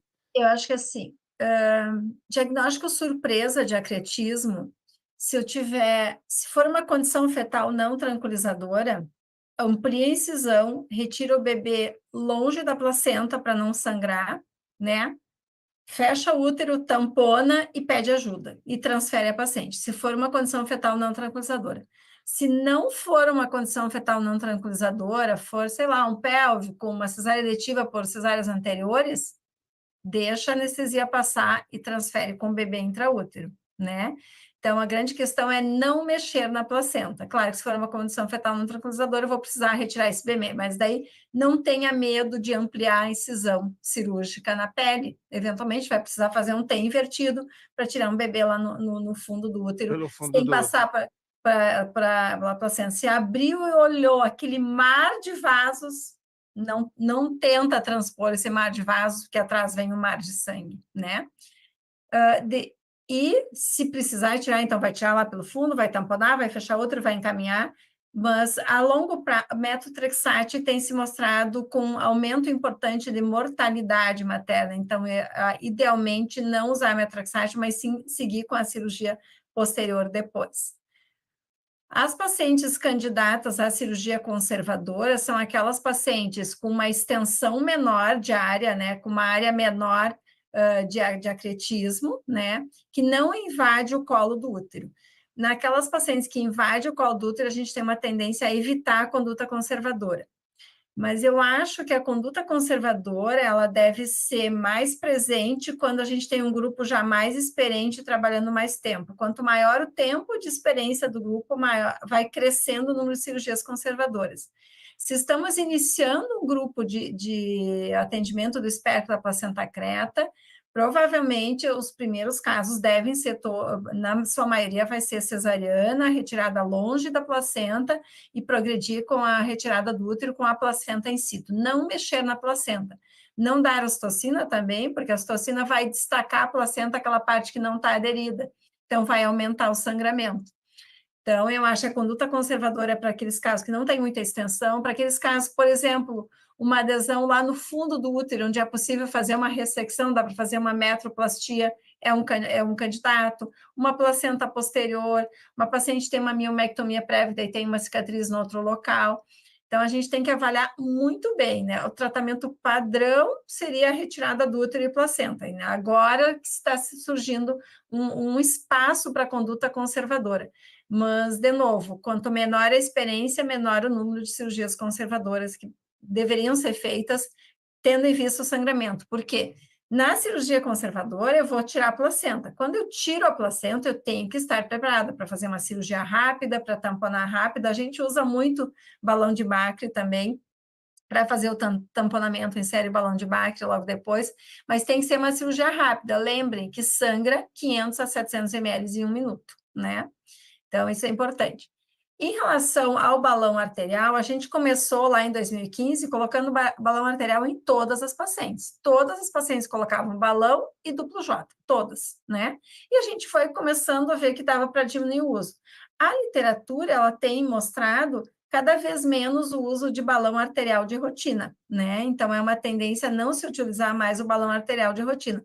Mas talvez ele ainda tenha algum espaço em algumas equipes, principalmente no seu início. Ele não é um procedimento isento de riscos, né? Tem descrição de complicações, então o cirurgião vascular que vai estar presente, ele precisa estar presente durante todo o procedimento. O balão de Bacri ele vai ser passado logo depois do duplo J, né? A paciente com peridural, o paciente vai ficar deitada em decúbito dorsal, e o cirurgião vascular deve permanecer em sala, e o radiologista intervencionista também, né? Então, é importante que a gente tenha toda a equipe em sala para garantir a segurança. Então, opções de cirurgia conservadora, a metroplastia, a ressecção daquele local onde tem o local da invasão, né, e fazer uma sutura, então eu fico com uma cicatriz maior, mas retiro aquela área. Suturas hemostáticas, ter conhecimento de todas as suturas hemostáticas. Utilização do balão de Bacre é uma opção, precisa ser montada toda a sutura uterina, depois colocado o balão e depois insuflado. Por quê? Se eu colocar o balão dentro do útero e depois for fazer as suturas, eu vou perfurar esse balão. E acreditem, já perfuramos balão. Um balão de Bacre custa quase R$2.000. Então, a gente foi entendendo a técnica e adaptando a técnica. E tinha mais... o Cell Saver, né? O Cell Saver, então, é uma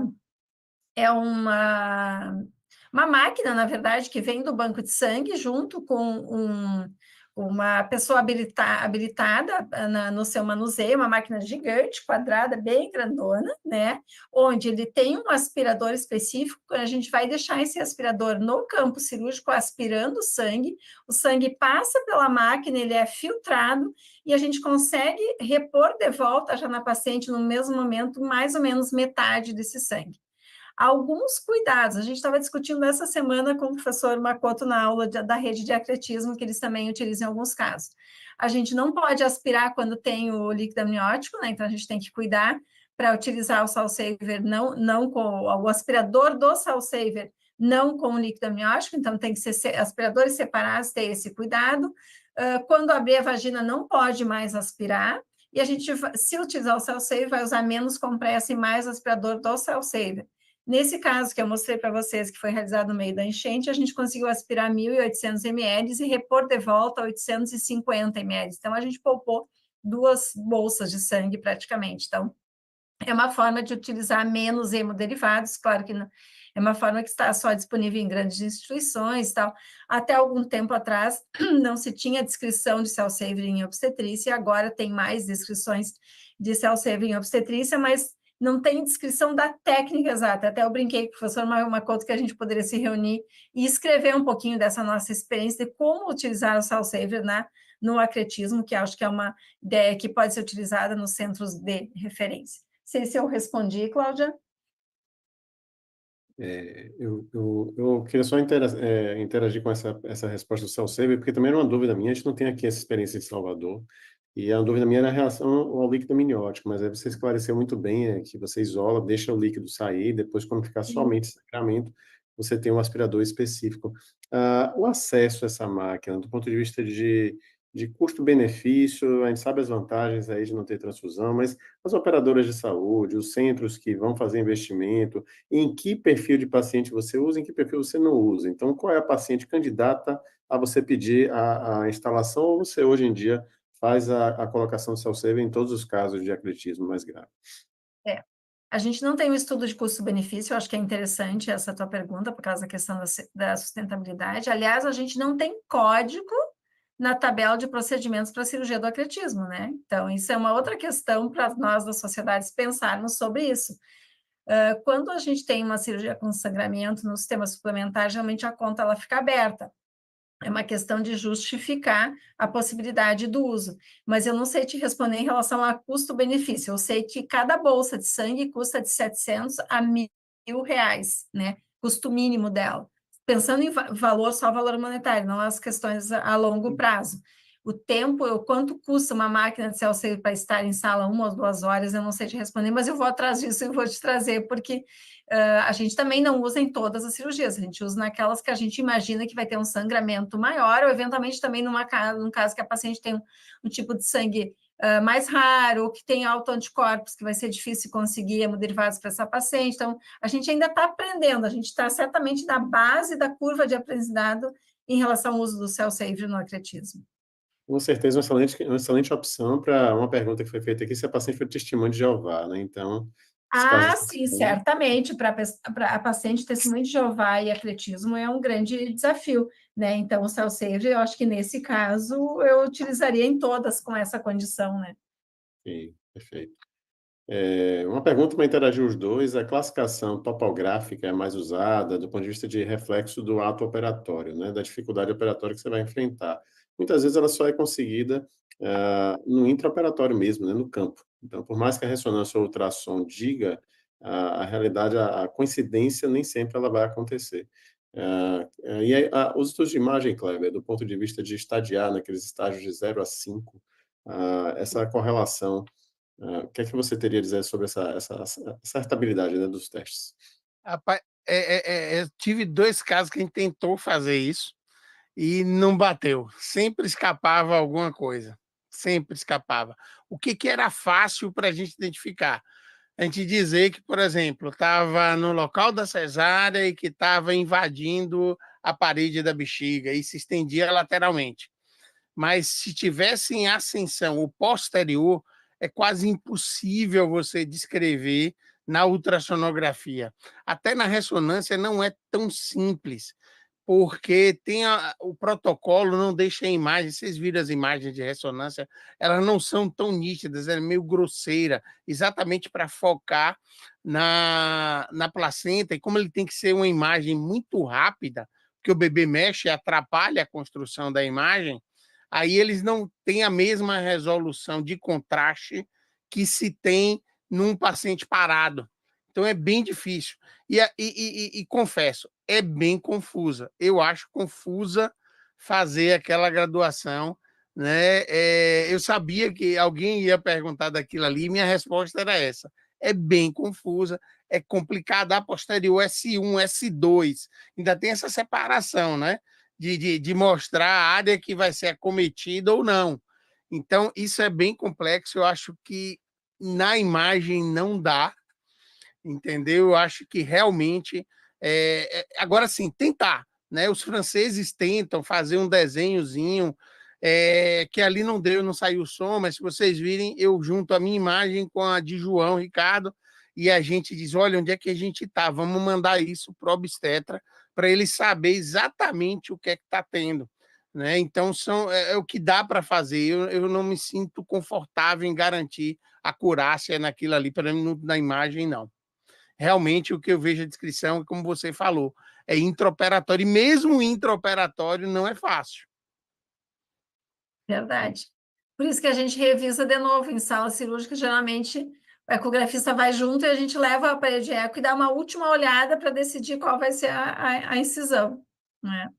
E lembrando só que a ressonância não precisa ser com contraste. Eu acho que essa é uma informação importante também para que as pessoas da assistência saibam que não tem necessidade de fazer com contraste. Num desespero, a questão, desculpa, Rony, eu vi uma referência dizendo, se você não tem outro jeito, você precisa muito, você pode até usar um gadolinho, mas é porque você vai resolver ali na hora. Né? Mas é verdade isso aí, não precisa da ressonância. Talvez isso é o que deixa também a imagem não fica tão lindona, né? E a curva de aprendizado, né, Kleber? Assim como para a ecografia, para a cirurgia, para a equipe multi tem a curva de aprendizado, para a ressonância também. A Carol aqui fez também no pós-doutorado dela uma comparação, pegou 60 casos de ecretismo e colocou para 4 radiologistas de abdômen olharem e para 4 radiologistas cegados, né? 4 radiologistas mais especializados em placenta, e deu diferença significativa. Então, uma curva de aprendizado conforme o número de anos que a pessoa está acostumada a olhar imagens de ecretismo. Pergunta, Janete, eu acho que também é algo que incomoda a gente na hora que a gente vai tentar acessar esse bebê, a placenta anterior, e você não vê uma janela adequada de acesso, né? Então, tem situações onde a placenta realmente vai à parede anterior e dá aquela descida lá no fundo do útero também. Como é que você aborda esses casos mais complexos?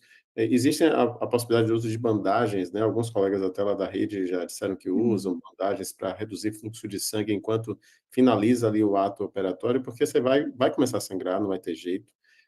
Como é que vocês abordam esses cenários de placenta anterior, onde você não tem um acesso bom para o bebê? Aquela placenta gigante, né? Que ela vai até a cicatriz umbilical e quase faz a volta.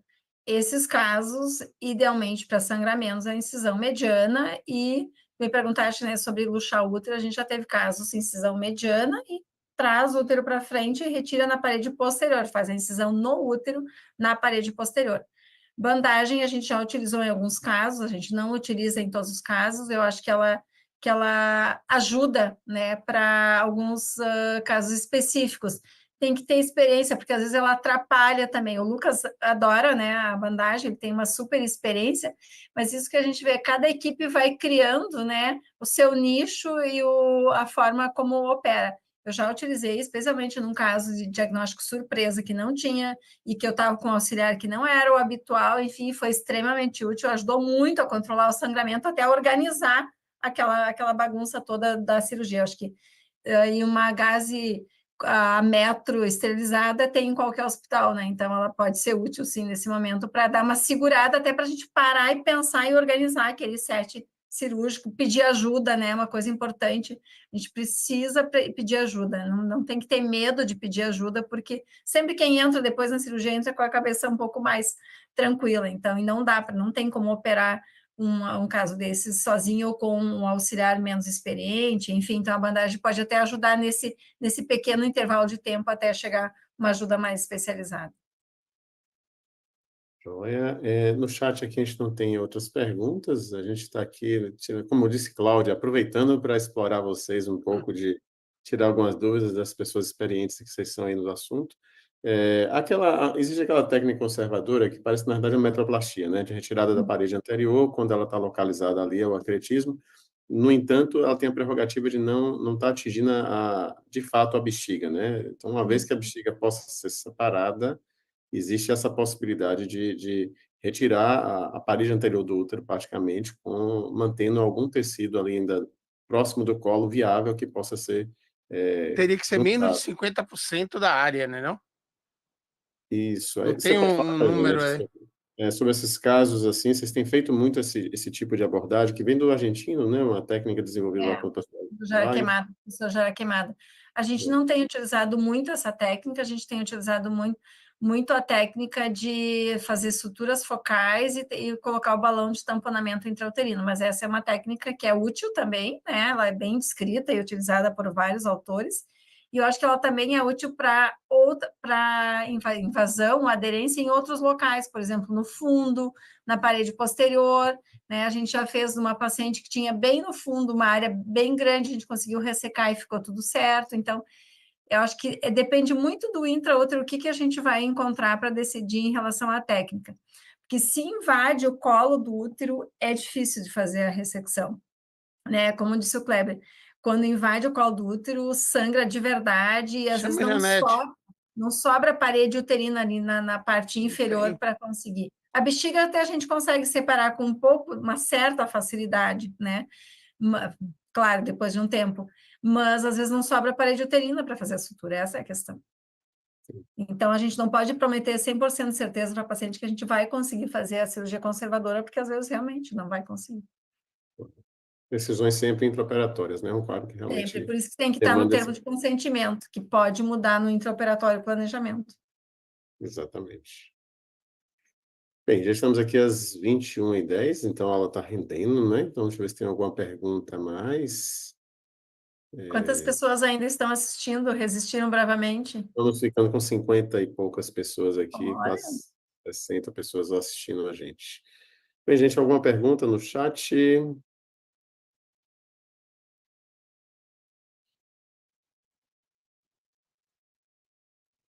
Acho que não. Tem uma de Pérez ali, que ele faz uma pergunta sobre prevenção. Se a esteroscopia para correção de estimocele, ela de fato corrige o processo de acretismo, reduz a incidência disso. Essa acho que é a pergunta de $1 milhão, né? A gente ainda não tem a resposta para isso, né? Mas tem uma tendência atual de fazer a correção. Então, eu acho que a gente ainda precisa estudar um pouquinho mais sobre a estimocele, qual é o melhor tratamento, se vale a pena tratar, se não vale, enfim, ter acompanhamento a longo prazo. Essa é a impressão que eu tenho, Kleber, não sei se tu tens uma impressão diferente. Eu faço muito diagnóstico e vejo os pós-tratamento. O que acontece? O tratamento da endimocele, quando ele é via estereoscópica, ele na verdade, ele desfaz o nicho, né? Ele cava na parede onde está mais espessa para evitar o acúmulo, é mais para reduzir sintoma. A correção de Schmoncella, que talvez resolva o problema, talvez, isso a gente não sabe ainda, é a correção feita via laparoscópica, onde ele resseca a parte e junta uma parte mais espessa, que aí você teria mais área para que tenha a aderência placentária, mas do mesmo jeito, é cicatriz uterina.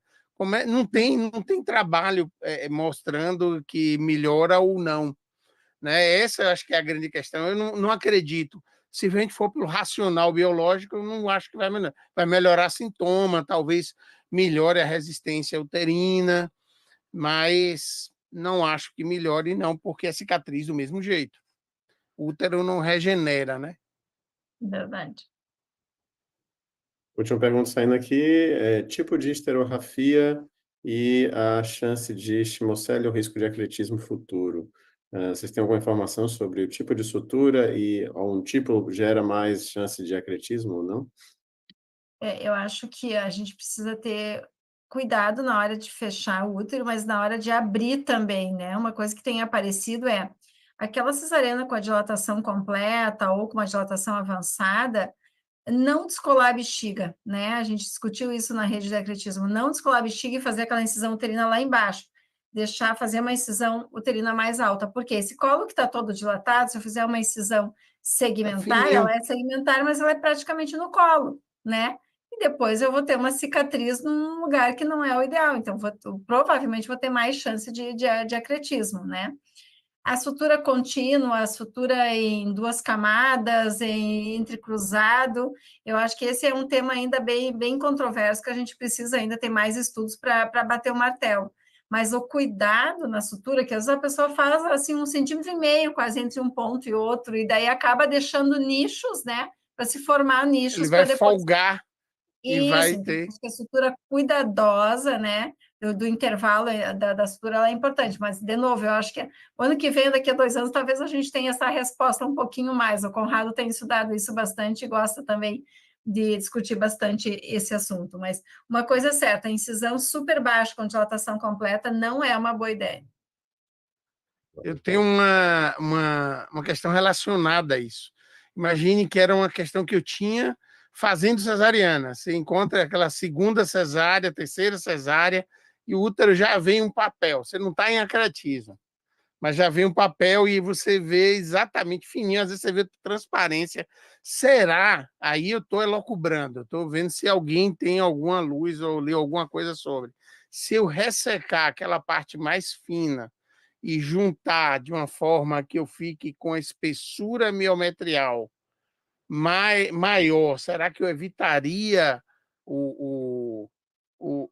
a Schmoncella? Que é um pouco o que você falou agora, Janete, que era exatamente, olha, se eu faço muito baixo, eu estou pegando quase no colo, né? Se eu pegar mais em cima, você está pegando um segmento mais grosso, vai sangrar, né? É isso de sempre fazer um pouco mais acima, no segmento maior, e fechar com a camada mais espessa, foi sempre uma coisa que eu fazia, né? E era pensando em não ter a Schmoncella, né? E aí a minha grande dúvida é, será que vale a pena? Será que não valeria a pena a gente... Que é exatamente o que a laparoscopia faz quando ele vai corrigir uma Schmoncella. Ele vai, resseca a área miometrial residual, que é fininha, 2, 3 milímetros. É tanto que menos que 3 milímetros não vale a pena nem entrar com estereoscópio. É melhor ir partir para o superior, porque você não tem nem área direito ali para fazer a remodelação. Então, isso é uma coisa que me intriga. Eu não sei se já passou isso pela cabeça de vocês. O que é que vocês acham? Posso falar rapidinho? Claro. Então, assim, a gente está saindo um pouquinho da placenta creta, mas a gente está falando da prevenção dela. Mas, assim, o que eu vejo muito é que, principalmente aquelas pessoas que gostam de dizer que fazem um parto muito rápido, né? Então, suturar muito rápido. Eu acho que você tendo uma coaptação de borda com borda é o grande diferencial. Sendo em 1, 2 camadas, seja pontos separados, seja pontos assim, eu vejo claramente, quando você tem a preocupação de, na hora que você está dando um ponto, que fica exatamente os feixes de baixo, os feixes de cima, bem justapostos, né? E não fiquem evertidos, porque muitas vezes você vê, né, o pessoal operando e fica aquela coisa evertida e você vê claramente, tá? Então, em relação ao que você falou dessa distensão do segmento, Kleber, eu vejo que é uma coisa tão fisiológica que também depois o retorno desse miométrio também no pós-parto também vai, eu acredito que fisiologicamente vai voltar. Não acho que seja isso que faz a estimocele, entende? Eu acho que é mais a falta do cuidado de ter realmente a justa posição de borda com borda. Enfim, é o que eu tenho a sensação.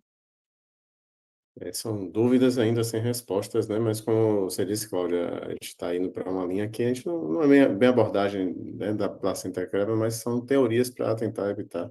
E tem muita linha de trabalho agora indo nesse caminho.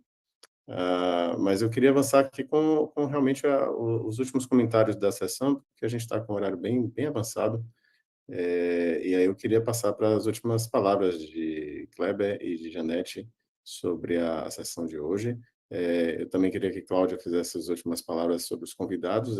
Eu pessoalmente quero agradecer a participação de vocês dois, dizer que é um prazer realmente sempre ouvi-los, né? Então, Kleber, eu ouço toda semana, né, Kleber? Então, eu já sei, é sempre um prazer tê-lo do meu lado, mas Janete está sendo uma excelente convivência, tê-la conhecido e poder compartilhar a experiência que você tem tido com todo o grupo, tá bom? Então, muito obrigado pela participação aqui hoje. Obrigada, Rony, obrigada pelo convite, fiquei muito lisonjeada. Em nome da Rede Brasileira, então, de Acretismo, eu agradeço a oportunidade de estar aqui. Todos estão convidados a participar da Rede Brasileira de Acretismo, né? Sempre a gente aprende um pouquinho lá e vamos ver se a gente consegue se dedicar a cada vez crescer ainda mais a rede. E todos estão convidados a vir no Sul, tá? Espero que a gente não tenha enchente tão cedo, mas quando vierem serão bem recepcionados. Obrigada mesmo, grande abraço. Eu fico honradíssimo, né? Rony, eu brinco, Janete, que é meu Lorde inglês, e Cláudia, a Lady inglesa, né? O porte dele de comportamento clássico é honrado, é uma das pessoas mais inteligentes que eu conheço, o Rony. E assim, uma honra estar do teu lado aqui. Eu fui rever algumas coisas e aí conhecer, eu não conhecia, eu não te conhecia, então assim. Falei, poxa, ela é muito importante. Eu não tive tempo por causa da luz, que caiu a energia aqui no meu bairro, né? E aí eu ia botar uma foto que é sua falando dessa equipe multidisciplinar que está no artigo da Femina, né? Que eu achei extremamente importante. Então, assim, obrigado por estar nos brindando aí com sua presença e seus conhecimentos, né? Rony enfatizou muito, olha, ela sabe demais, é uma pessoa que vale a pena a gente ouvir sempre.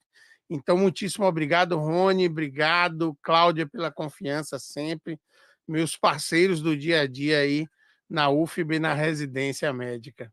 Obrigado. Cláudia?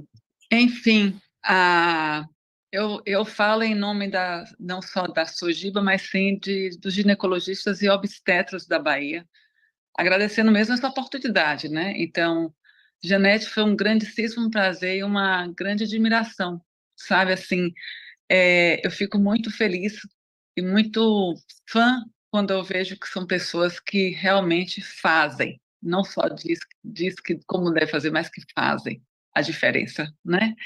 E Kleber, a gente sempre se tá te assistindo, mas assim é encantador como você continua encantando.